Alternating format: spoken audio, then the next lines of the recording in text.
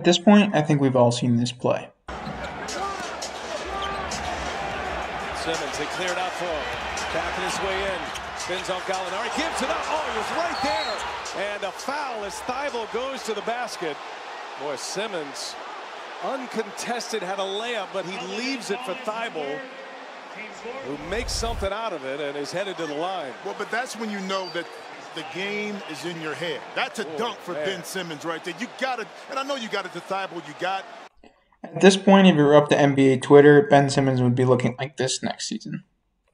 One thing to always look out for in sports is the idea of recency bias, because not long ago, the narrative on Ben Simmons was completely different and sounded more like this. All right, so Magic Johnson has compared him to LeBron James. LeBron has said he doesn't mind the comparisons.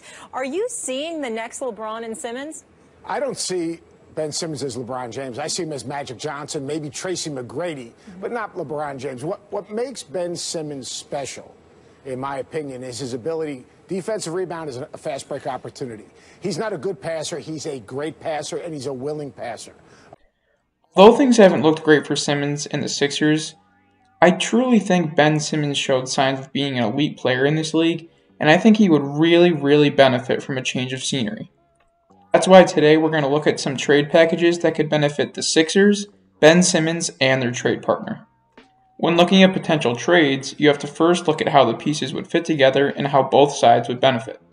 Looking at different landing spots was very tricky because it's really hard to gauge its value at this moment because it used to be so high just a few years ago and now seems to be tanking by the day. The Sixers are looking for a change-up, and so is a team like the Portland Trail Blazers. The main piece in this trade would be CJ McCollum, who has been rumored all season about being traded. This would benefit the Sixers for needed shooting to space the floor for Embiid, and McCollum's shot-making ability would be an added piece that they're missing that Simmons could not bring. Although they would still lack a traditional point guard, CJ McCollum brings something that they simply don't have, as they seem to go through cold stretches during the playoffs. On the Blazers' end of things, they simply cannot keep wasting Damian Lillard's prime. Something needs to change. They've been one of the worst defensive teams in the NBA, and Ben Simmons, if he can't do anything, he can play defense. I think his passing would help. There's always a worry when you trade for Simmons because of his lack of shooting and the spacing, but I think Damian Lillard plays so much on the perimeter that he would still be able to get things done. I think this trade would benefit both sides for sure. Next team that came to mind that needs something to change is the Timberwolves. They, once again, need defensive help, and Anthony Edwards showed that he can be a star in this league in the second half of this past year. And D'Angelo Russell, I know we haven't seen a ton of him on the Timberwolves, but he's kind of redundant a little bit with Edwards, and then he's kind of like a score-first type of guy. And I feel like they have plenty of that in Edwards and Karl-Anthony Towns. And I think they could really benefit from someone that could come in and distribute for both of them and play defense and hopefully bring that culture up a little bit. They just need kind of a kick in the pants to get going, and I think they could really be something with that star power. So D'Angelo Russell would be the main piece in this trade. I think the Sixers would get him, and they'd have another reliable scorer and someone that could put the ball in the basket. I think we saw stretches during the Hawks game. I keep referencing back to their struggles of scoring at times, and it's a lot because of Simmons brings the ball down, and he struggles with spacing, and he goes to that dunker spot, and he kind of just gets in the way. Which I think he can be a better offensive player than that, but it just was not working in Philly, and I think it could work somewhere else, and I think he would help the Timberwolves and just bring up their baseline a little bit, and I think really get them going with their star players in Edwards and Towns. Next up on this list is the Chicago Bulls. I think this has to do more with the fact that Zach LaVine could potentially want out of there, and that they want to offload his contract before a disaster and he leaves for nothing. I think this could make sense for both sides. Zach LaVine goes along with the other players we've talked about and helping the Sixers with scoring and shooting, and Ben Simmons could go to the Bulls and they could really try and build around him. I think it's really important for Ben Simmons to have a team around him that's built for him to work there. And the Bulls kind of have a clean slate, and I think they'd be able to do that, and it could work out for both teams. Like I said, the Sixers, LaVine could be a primary ball handler. He's shown that he can score in this league with his athleticism, and he's become a really good shooter. And I think it'd be very interesting for the Bulls to pick Simmons up He gets a change of scenery, can be more aggressive, can be the guy, and they can build around him and see what they have. I think this next team can match the value of Ben Simmons just about perfectly, and that team is the Toronto Raptors, and I think they could trade Kyle Lowry for Ben Simmons. And hear me out here. I think Kyle Lowry would fit very well in the Sixers with his playmaking, defense, his scoring ability, his shooting. He's exactly what they're looking for. He's a veteran to help them out. He has championship experience. I think he could really, really benefit the Sixers. On the Sixers end, I think this would be a perfect trade for them.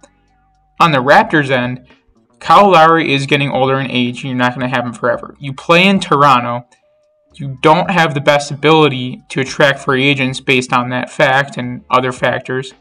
So it's kind of hard to attract big-name free agents and keep them. Look at Kawhi. He went there and he left after a season.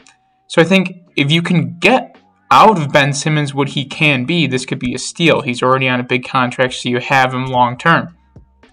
I think he fits in with the team. They have a lot of great shooting, especially after acquiring Gary Trent. I think this would benefit both sides a lot, and I think the money would work out. This is honestly probably my favorite destination for both ends. I think both ends would be very happy. The Raptors also have, I believe, the 4th pick in the draft. So with those assets, they'll have another high pick coming in. They get Ben Simmons. That's an easier way to attract a bigger name in the NBA, a very talent-driven league. I think this benefits both sides, like I said before. And the Sixers get exactly what they're looking for in Kyle Lowry.